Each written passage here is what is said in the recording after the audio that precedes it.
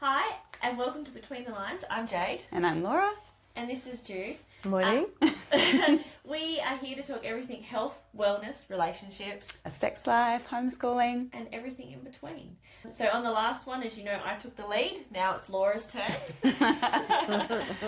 So we are here to talk about pelvic floor health. And I don't know about you, Jade, but this is something that comes up a lot, especially in training. Oh, absolutely. It's very common, but it's not very normal. I myself had one child, but skipping was off limits for a while, jumping up to the rig, squatting, deadlifting, playing on the trampoline. It's very common, but not very normal. And it's a story we hear across the gym with a lot of women as well. Yeah, even sneezing. Yeah. And can I just say, I'm so glad that you ladies are doing this, because you're working with these women when they are challenging their pelvic floor, and it's really nice that you're prepared to learn more and talk about it, because that's what the research is showing. These women aren't being asked, so they hide it, and it's affecting their performance. And I know myself, sometimes you go to lift a heavy lift and you put on a weight belt and you bear down and you think, oh no, this isn't going to end well. And it does. It stops you from lifting that weight. You hold back. And I do also feel that it's still a taboo subject. Mm-hmm. Like a lot of women's health issues, it's such a taboo. No one wants to talk about It's embarrassing. That they weigh themselves. No one wants to talk about that. Except for us, who are Yeah. very open. Or it just happens sometime in the gym, or you see a girl run off to the toilet and you're like, yep, we just start skipping. So, well, let me introduce Jude. Yeah. This is my beautiful mother-in-law. Yeah. We have got her on here because she is a men's and women's pelvic floor physio. You have millions of years of experience. I didn't mean to say millions of years. A wealth of knowledge, and so we want to share that with our listeners and our viewers, and to reach out to people to say that they're not alone and there's somewhere that you can seek help, and this isn't all normal. Common, but Common. not normal. Yeah. So today we have our pieces of paper because we feel like it's such an important topic that we don't want to forget asking you the questions. Right. So yeah, if you see us picking up our piece of paper, which is quite unusual for us, but this is really important and we should spend a bit of time on it. Yes. So we just want you to give a quick intro of your background and how you came to being a physiotherapist in this arena. Physio in this arena, okay. Yeah. Well, I'd hate anyone to think that I've had a really well thought out career plan, because it's evolved very organically. And when my husband and I emigrated to Perth with 2 babies and one on the way, and after a few years of working, I wanted to do some professional development, because we'd been working and travelling and moving. And when I contacted the School of Physiotherapy, they said, we actually don't do professional development. All we've got are these postgraduate courses. So I thought, well, okay, that's what I need to do. So I enrolled and worked my way through core units, 1 unit at a time, and then got to the point where I had to specialise. And at that stage, it was obstetrics and gynecology, and I thought, well, I'm not going to go and leave my children for a month to go and work in a private practice as part of the course. So I thought, well, I've had the children, I've got a bit of an idea, so I did that. And then over the years, that became continence and women's health, and then we started using our skills to help men with pelvic floor issues and continence issues. And then I also was really keen to work with children as well. So it's just happened. Happened. Sounds like an amazing career though. Being able to help people. It's been a privilege. I'm very appreciative of the trust that men and women and kids have in me. Yeah, because as we said, like, it's quite an embarrassing thing. It's intimate. So to seek help, and to be trusted with, that's It pretty is. amazing. It's a real privilege. I appreciate that. Yeah. All right. Can you explain in basic terms the mechanics of a healthy pelvic floor during exercise? Yes, I can. Jude also lectured at universities in this arena as well, so this is why I talk about wealth of knowledge. Oh, yeah, thank you. And this is what I talk about at work, every day, but I don't get filmed, so I just. But when we're talking about a healthy pelvic floor in the context of exercise, I think we need to go back and just have a little understanding about what the pelvic floor is. And if that's all right, if I set the baseline, because then you can see how the different things that happen to us in life will affect our pelvic floor function. So the pelvis is made up of three bones, and those three bones slot together to form a bowl shape. And the base of that bowl, between the pubic bones at the front and your tailbone at the back, and your sit bones out to the sides, is filled in with muscle and connective tissue and nerves and skin and blood vessels. But most of it is muscle, and that's the only thing that we've actually got voluntary control over. So although we take into account what sort of things affect the connective tissue, like ligaments and fascia and tendons, most of what our work is actively with is the muscle component itself, but try and protect the connective tissue. I hope that made sense. But there's two layers to your pelvic floor. You can get your prop. Can I get my prop out? Absolutely. So this is a little chart that I use all the time to help. Am I supposed to be looking at the camera? Yeah. So this is just to help people that don't have a strong knowledge of anatomy, or to get a sense of where the muscles of the trunk are sitting and how they work together. So we've got the trunk is really like a cylinder. Just think about that. And the front wall of the trunk, or it's more than just the abdomen, but the front wall is all of those 4 layers of abdominal muscle. And then the base is the pelvic floor, which is mostly muscle in this context.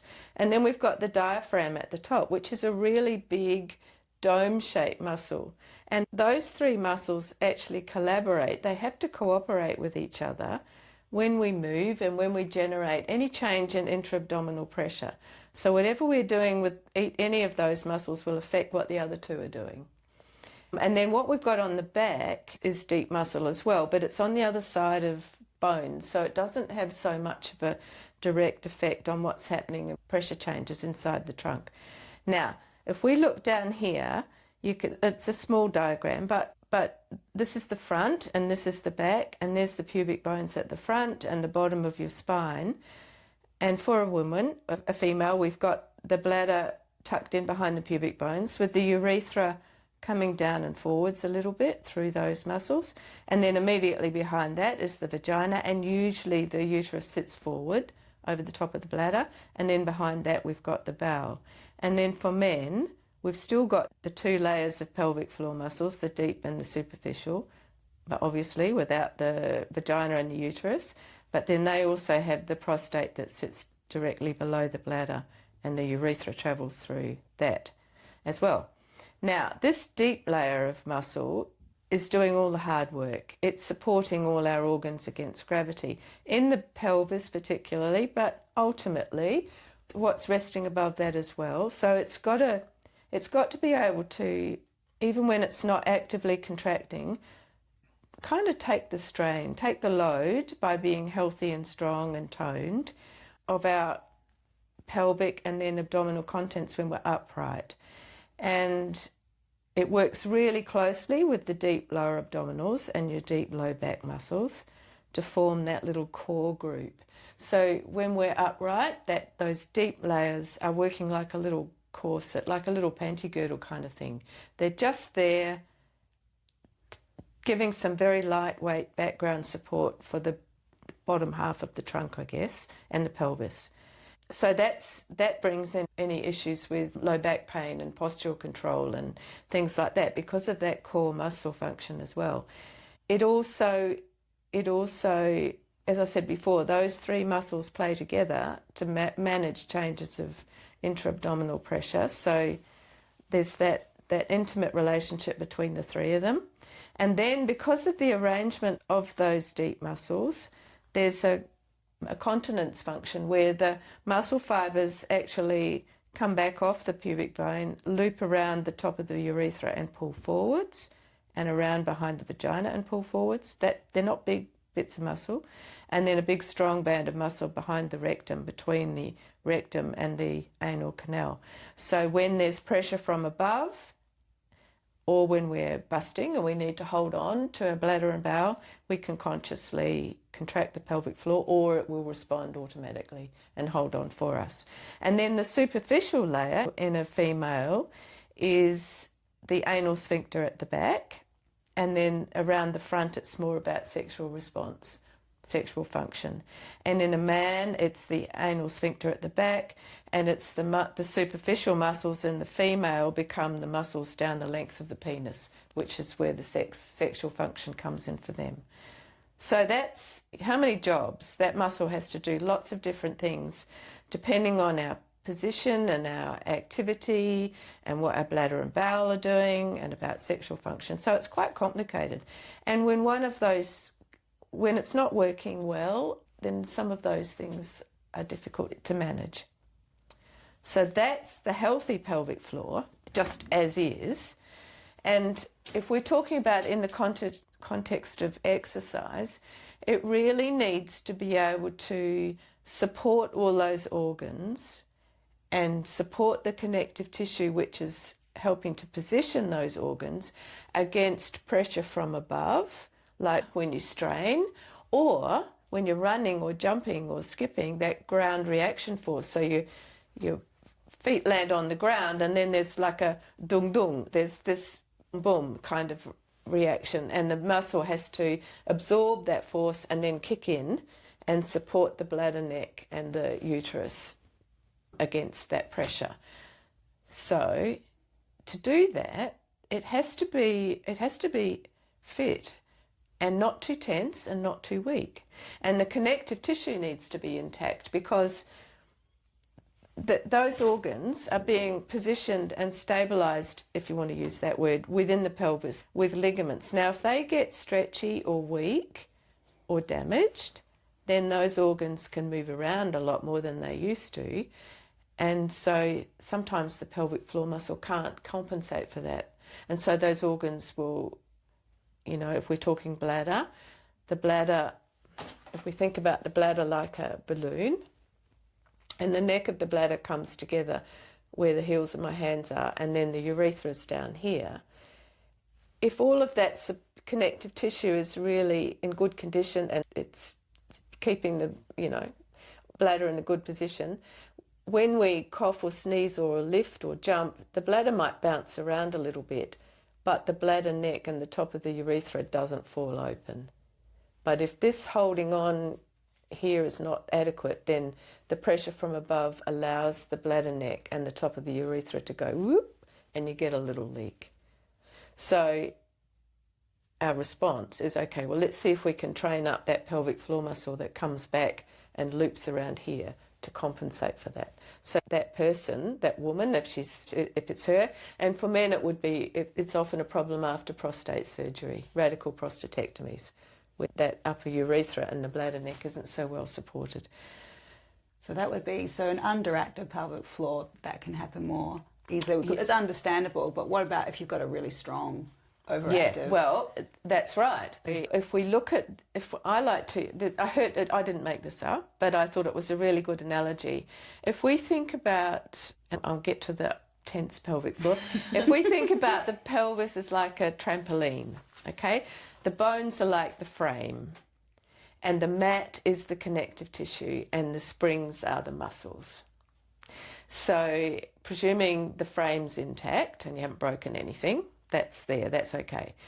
If the mat is a bit torn and it's got holes in it and it's a bit saggy, then it'll sit low. So if our connective tissue is a bit torn or it's been stretched, it will sit lower. So that means the organs are also sitting lower. But if it's a nice new mat and it's not damaged, it's in good condition, that's fine. If the muscles equate with the springs, if the springs are really stretched and long and you jump on that mat, all you're going to do is go down a bit further and there won't be much rebound. It'll be like, ugh. If the springs are really tense and you jump on that mat, then it will be like jumping on concrete, because there's no absorption of that force, and then you don't get the rebound. So it's like the three bears. We just want a decent mat and good springs that have got strength but flexibility and are able to respond when you need them. So when your pelvic floor muscle is overactive, meaning it's really good at holding on, and it's really tense and clenchy because it thinks it needs to do that for you, it's not available. That is a big problem. So we laugh because that's our situation. That's where we're at. Totally. Absolutely, The world that you live in with all of that training, it's because there's such a close relationship between what you're doing with your abdominal wall and your pelvic floor muscles. If you're so used to working really hard with your tummy, and I've seen it time and time again with the real-time ultrasound. As soon as someone pulls in their tummy and braces like that, the bladder base lifts. The pelvic floor is there with it. So that means that you've got all this holding and you've got nowhere to go. Which would explain also why when, like myself and members, you put on a weight belt and you bear up against the weight belt, that's when it, And if your pelvic floor is happy and it's doing a good job, if it's relaxed, it can respond. But if it's tense, it's already there. And it's got nothing to give you. And when I first started working in this area, I don't know, long time, 30 odd years ago, if there wasn't much, didn't seem to be much happening in the pelvic floor muscle, I'm pretty sure, and there weren't a lot of us around at that stage, the assumption was that it was actually a weak muscle.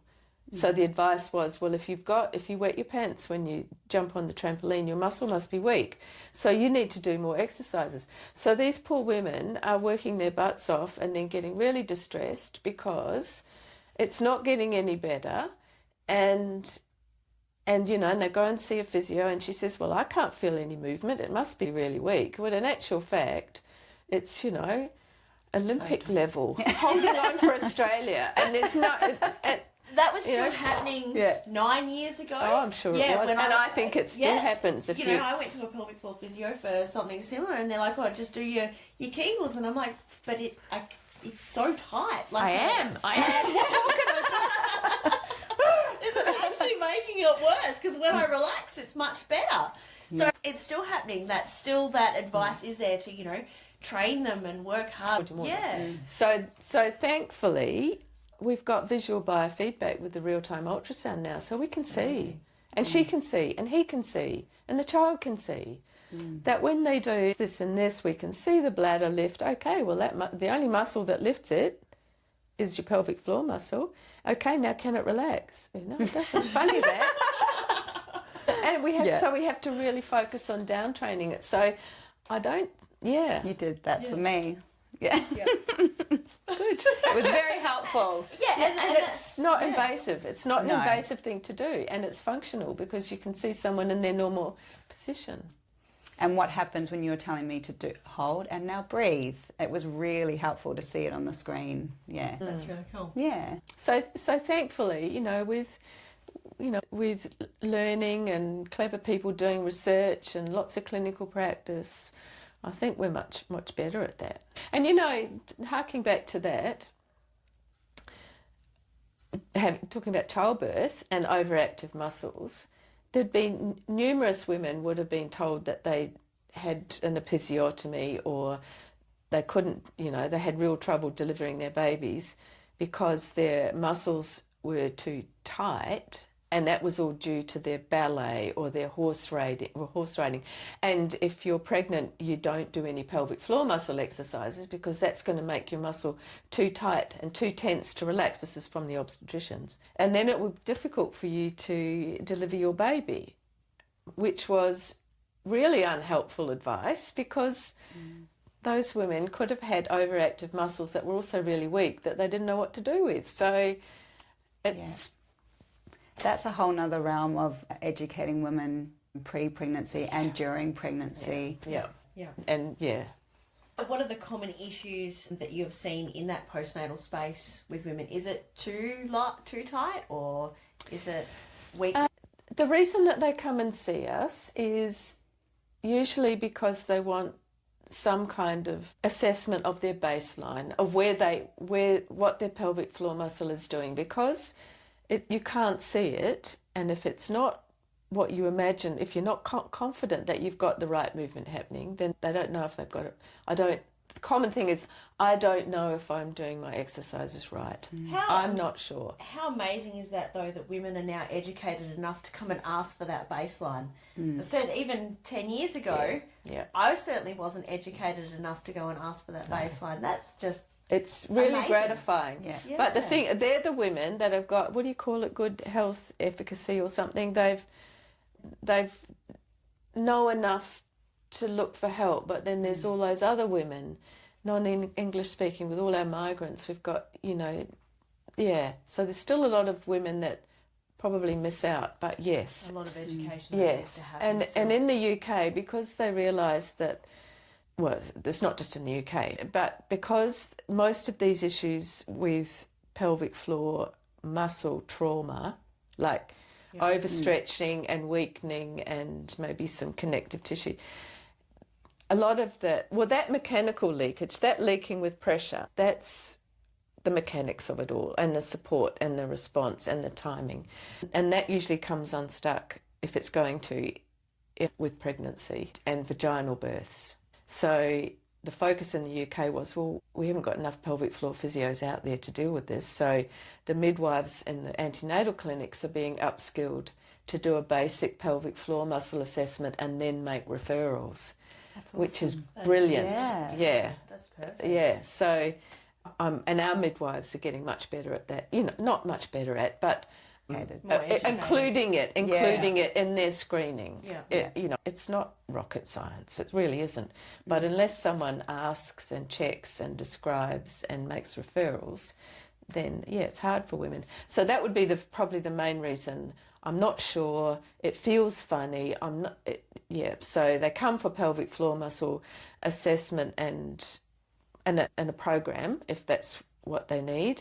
And then the ones that are really proactive want to get back to exercise, which is great. And then there might be those that might be worried that they've got a prolapse. That often happens with that first, with a birth. And so they're not sure, what is this feeling? How serious is it? What can I do about it? Will it get better? So that's all to do with the pelvic floor. Sometimes they might have some pain, like they've waited to heal. They might have had some stitches, whether it's a scar or an episiotomy, and it's still sore and they haven't been able to have comfortable sex, so they'll come and we'll have a look at that. And then their tummies, a diastasis through the tummy muscles, so that might be the other. That's in the early stages. Yeah, okay. And because they work together, it's kind of... Well, I wasn't actually aware that the diaphragm was all part of that. Yeah. I've been in the fitness industry a long time, have sought help myself for, pelvic floor issues. Yeah, I wasn't aware of that. Yeah, I know. Enlightening. Yeah. So when you think about it, when you breathe in, your diaphragm comes down. So what's under here has to go somewhere. And if your tummy muscle's really rigid and firm and flat and taut and looks amazing, there's a lot of it just I wouldn't know. I bet you do. Then all of your insides get compressed, and where will that pressure go? If there's a weakness somewhere, that's where it goes. So your upper abdominals need to be relaxed enough to let you expand out this way when you're breathing, which is your parasympathetic nervous system. That's your relax and rest and recovery breathing pattern. And if we're all dealing with mountain lions 24 hours a day, we're not breathing, we're not sleeping, we're not digesting our food, our muscles are on guard. This is Jade, 100%. I'm just going to leave. I'm just going to leave. I'll come back later. Right. But that's the thing, you see. It isn't an isolated. It's not just it's not just to do It's with not your like a bladder, sprained it's- ankle. Yeah, no. it's, And even that isn't just a sprained ankle anymore. It's like, okay. Yeah, exactly. We often say, everything's connected. Exactly. When someone comes to us with I've hurt my foot while training, we're like, well, everything's connected, Of course it is. How's your hips and how's your back? And I don't know why I didn't put the two and two together to think it's the same same thing. It's really, yeah. And again, we can see that. We can see that with the real-time ultrasound. See, because in the old days, the only way to really assess someone's pelvic floor muscle function was with an internal examination. Yeah. And that was lying down. And that was no gravity, no body weight, really exposed, really vulnerable, not real. Able to relax. Not real. Let's I went face through it. IVF. Those ultrasounds are like one of the worst things of the whole process. They are not enjoyable. You're generally clenching anyway because it feels so invasive. And it's an emotional situation. You're wanting to. I'm glad they found other ways to do it. Totally. So, yeah, I don't know where we were going with that, but We often go off on a yeah, tangent. yes. Oh, that's right. That relationship between the abdominals and the pelvic floor, because the common reasons for an overactive pelvic floor muscle are depression and anxiety, stress, because of the autonomic nervous system driving the stress response, which is muscle tension. So that's a huge thing. That's a huge thing.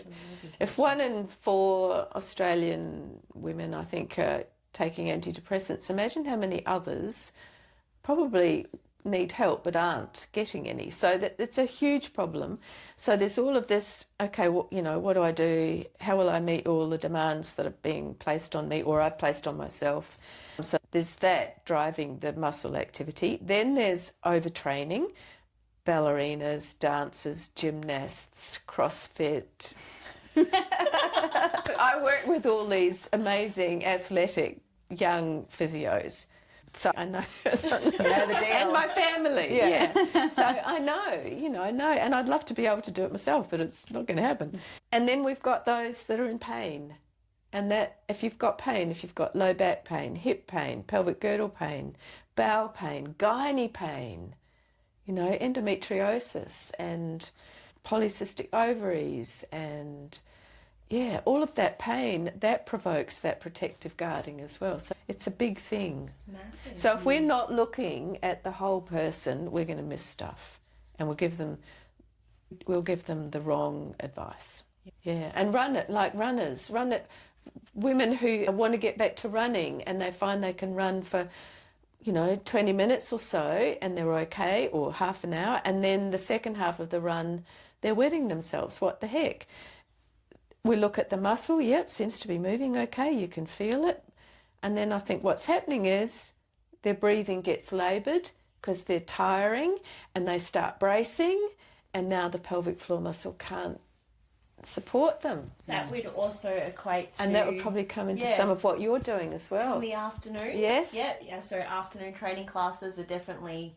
Fatigue, and you've had all day where your body is holding it really hard, and then you come to the afternoon and very interesting. I've got some skipping ropes as a Christmas present from the gym, and I had breathe ingrained on my skipping rope because it's such an important part to not only stay focused but to relax my pelvic floor.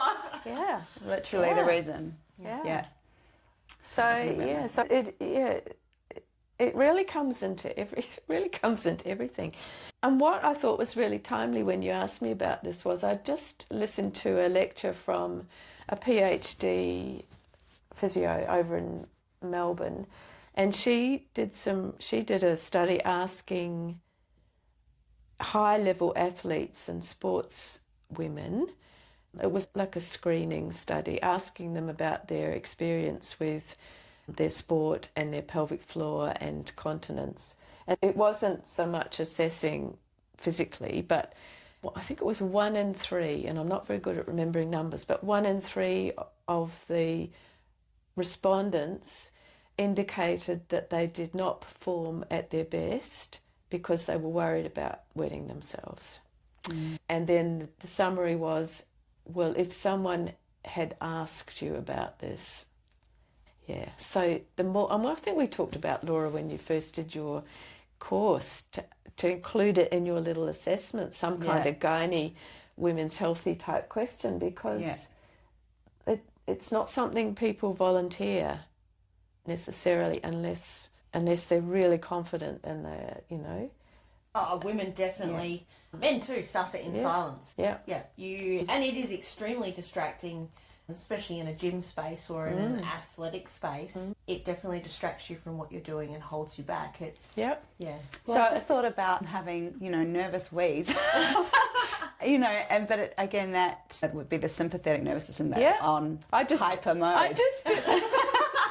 Shay said to me, "What are you doing, Grandma?" And I said, "Oh, okay." And I think I said to Mike, "I just need to go." I did it. It was more than just a nervous week. I did have a full bladder. And he says, "Oh, I'm sure they're going to ask you about that." And it's the Mike's obviously been listening to our podcast.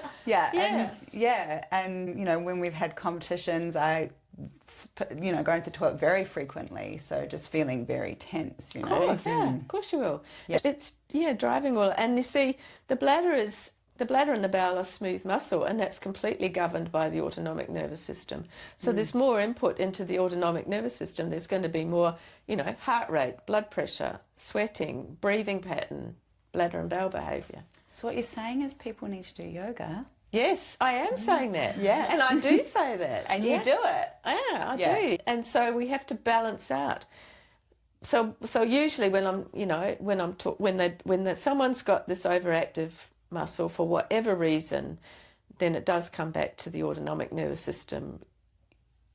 Movement is medicine. So move, do what your body's doing, expecting you to do. You either have to kill that mountain lion or you have to get away from it. And so your body is geared to move, do something physical, and you can burn off the adrenaline and the cortisol. Probably not very scientific, but that's how I explain it. And then when you've done that and you're in a safe place as far as your autonomic nervous system is concerned, then you can rest and recover, and you can do some breathing, and you can listen to a guided meditation, or you can, do some Tai Chi or some yoga, some stretching. You have to, otherwise you're going to be running on empty. All the time, and your muscles are just thinking they've got to work like this. Yeah, and then our focus will be to down train that muscle. Yeah, just move it, let it go, memorize, lift it, let it go, memorize, breathe, check on it. It's sneaky. It sneaks back to being tense. As soon as you're not paying it any attention, we can see it. We can see it on the screen. I'm yammering away, and then we look around, and there it is. But it's a really, so it is. It's all about that. It's all about lifestyle. And then when it's learnt to relax, then if it needs to be strengthened and made more fit, then we can work on that. Yeah. But not at the expense of being able to relax again. Okay. Yeah.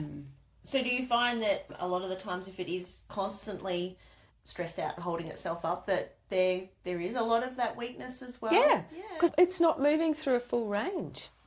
It's not moving at all. Yeah. It's just completely tensed up. Yeah.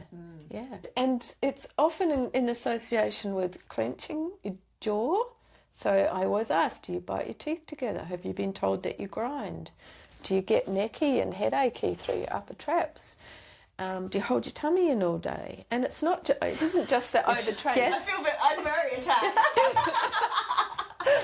And it's also people that are a bit plump and they're self-conscious. They're holding as well. Even, do you grip the steering wheel when you're driving? So it's. Let myself out. But this is why we wanted to talk about it. It's.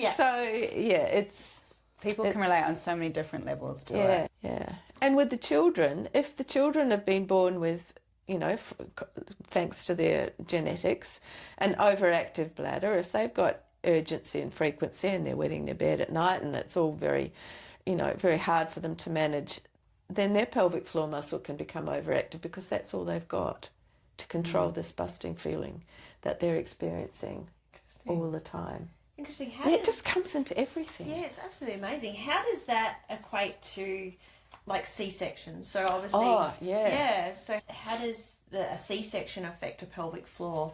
Well, it leaves it alone. It's not damaging it, but if you've got an abdominal wound and you don't want to move it because it hurts, so there'll be this protective guarding through here, and then what happens when you're using your abdominals, your pelvic floor is lifted, and so that shows up sometimes with pelvic floor muscle dysfunction post-caesarean because of the pain, I think, and that's provoked this guarding through those deep muscles. So yes, and I have treated. Sorry, I've got a very tight nose.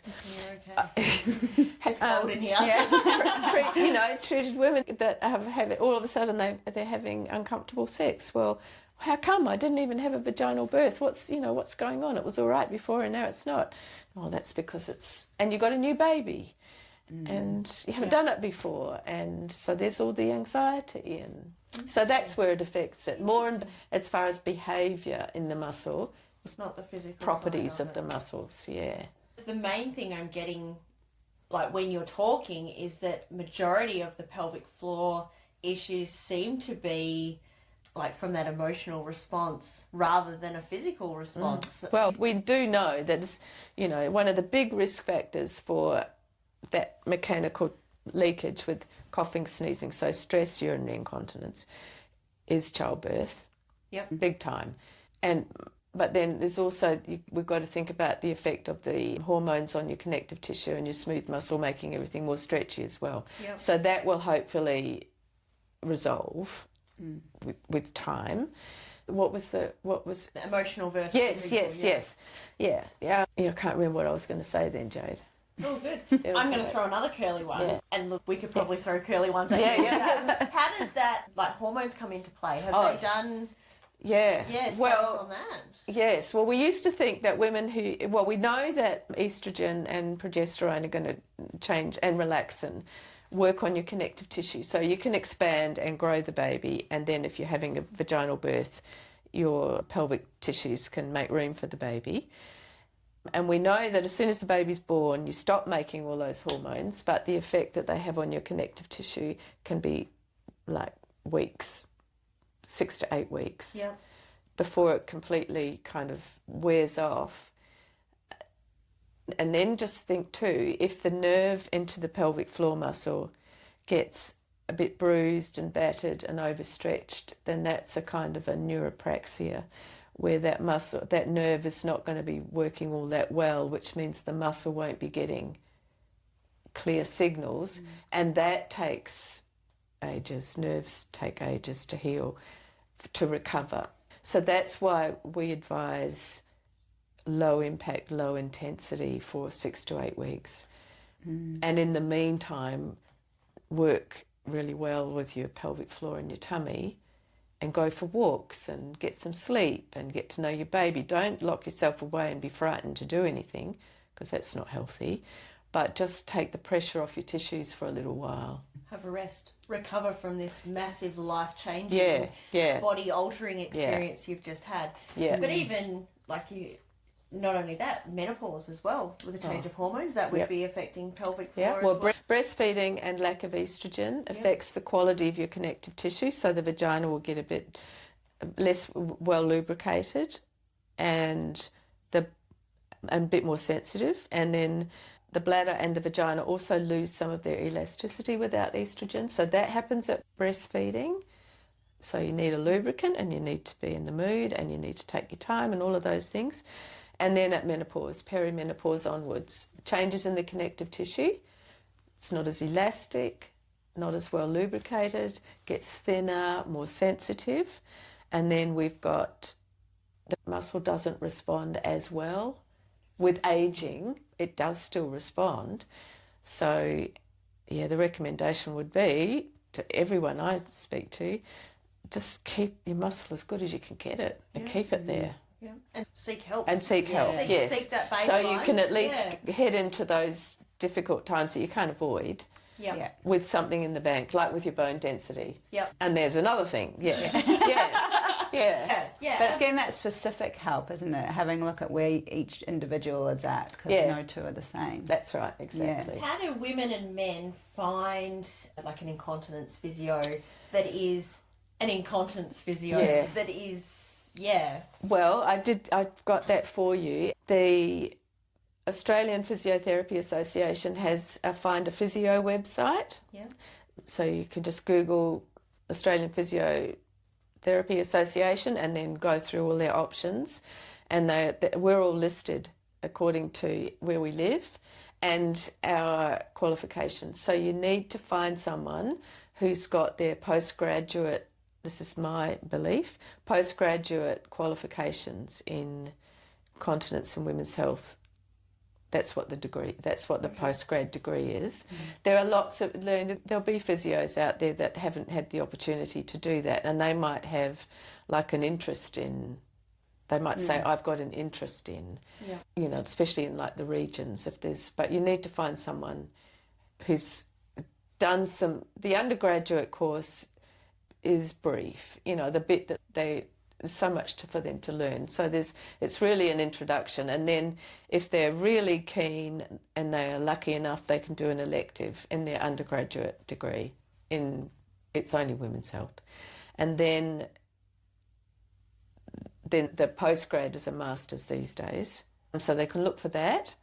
And then the Continence Foundation of Australia has a really good website and lots of resources and lots of fact sheets and little YouTube videos of model pelvic floor muscles and information in different languages. Yep. And nowadays there are some male physios who are kind of taking up the baton and doing a lot more work with men's health, which is excellent. We were doing it because Yeah. no one else was, but for some men they'll feel more comfortable with that if it's another bloke. Any of this that we've talked about, any of the links we will put on the bottom of the YouTube so that people can actually follow where they're going and find this information. Because as we said, it's very common, but it's not normal. Yeah. And there's also, I've just remembered, there's the Canadian obstetricians and gynecologists have put out a revised guidelines for, it's not exercise in pregnancy anymore, it was physical activity in pregnancy, not very different. And then the Australian and New Zealand College of Obstetricians and Gynecologists have guidelines for exercise in pregnancy. So there's but I think if you ladies ask the question, have you got any concerns with your pelvic floor muscles or your bladder or bowel control? And then the same with the tummy. And then I would still, even if they feel amazing, I would still protect the connective tissue if you can by just loading up later. Yeah. Yes. Yeah, there's so much you can do to maintain muscle strength, but just take the pressure off the connective tissue and the muscle while it has a chance to regroup and tighten up and heal. And I think that's really important for any trainers that are out there. Yes, don't be frightened of it, but just be careful. But for those who like to just get straight in there, as soon as they've got their 6-week clearance, it's like, right, I'm into it. And it was me. And and then you have these issues later on. So it's like, think about the long game and ease into it. You will get there. Look, this is obviously, the podcast is something we do outside of the gym. Yeah. But I am planning on sending this out to all our members. Because You're going to put a because I think it's actually really important, and I think it's not something it's something that we often joke about, but it's not something that we all really talk about. And I think if we can implement this into asking everyone in the gym, I think that's the nicest thing you can do. If you ask someone, they think, oh, this is okay, this to talk about it. Yeah. You kind break those barriers. Yeah, and also don't forget about the men either. So and we haven't talked about pelvic pain, but the older men are dealing with prostate issues, so they might have had surgery for prostate cancer and had their prostate removed. Well, that really affects the continence mechanism, so they're much more vulnerable to leaking with coughing and sneezing and lifting weights. But they really need to do it for their general well-being and their mental health. And then if they've had the type of surgery where just the inside part of the prostate has been removed for benign cancer, they can be really leaky as well. So that might be stopping them from exercising, and you're never going to do any harm by optimizing your pelvic floor muscles. Oh, that's amazing. Yeah, yeah. This has been such amazing, and I have learned so much today.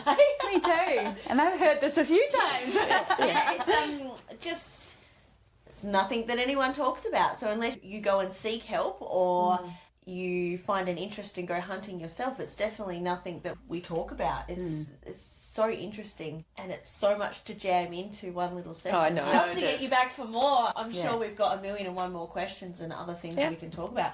Even, you know, you touched on sexual health, and that would be something great to also include. Yeah, so you're not done yet. Well, we've sort of warmed you up after the first one. I've completely ignored that camera over there. I just talked to you. That's what we do. Yeah, yeah. But yeah, I know I've learned so much, and there's so much information here. You know, I am so looking forward to our listeners hearing it and then being able to share with the people at the gym, and just continuing to share this, just to get this information out there so people are aware and they seek help and do something about it now to protect themselves, as you said, for the bigger life issues. Yeah. Yeah. And you can prompt. Now if you've asked them that in their initial screening, and when you're setting your goals and everything, then if you prompt pelvic floor muscle before loading up, and then if they think, well, I don't know, what are you talking about? I don't know.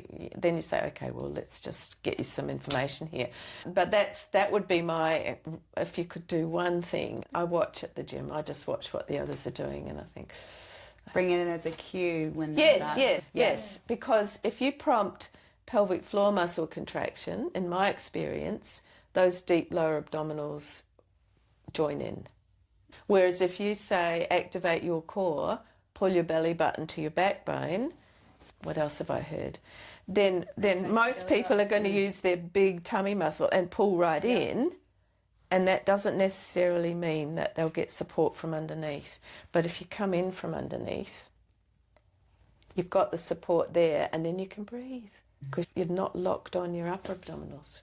You're going to lift 200 kilo deadlift in no time, Jade. Look, 135 gets me running to the loos. That's where we're at. Well, that's a couple of people. Why would you do that? I'm happy just lifting the grandchildren. And there's a couple of members that instantly pop to mind that I know myself. I'm going to go and have a chat to them next week and just go, let's go speak to someone. Let's do something about this. Cause... Or just say, if you're concerned, would you like to? I can get you some information, you know? Yeah, absolutely. Yeah. Give them the empowerment back in the training, This has been extremely educational and enlightening, and as I said, I feel very attacked, but No. But it's been amazing. Thank you so much. It's a pleasure. Absolutely Honestly, amazing. it's a pleasure sharing. Yeah.